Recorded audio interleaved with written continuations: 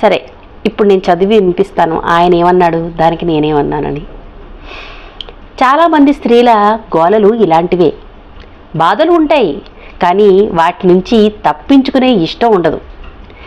రైళ్లల్లో తమ రోగ చిహ్నాలు చెప్పుకునే వాళ్ళు అందరి సలహాలు తీసుకుంటారు, కానీ అప్పుడే తెలుస్తుంది వాళ్ళకి ఏ సలహా అక్కర్లేదని. పబ్లిసిటీకి అలా చెప్పుకుంటారని. అయితే నేను దీని గురించి ఏం రాశానంటే, అంతకుముందు ఇంకొక విషయం కూడా ఉందండి. ఆయనకు ఒక స్నేహితురాలు ఉండేదట. ఆ స్నేహితురాలు ఎప్పుడూ భర్త గురించి నన్ను ఇలా చేస్తున్నాడు, అలా చేస్తున్నాడు, ఇబ్బంది పెడుతున్నాడు, బాధ పెడుతున్నాడు, నువ్వు ఏదైనా చెయ్యి అని అడిగేదట.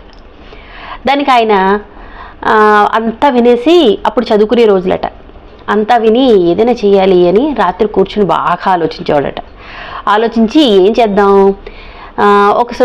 అని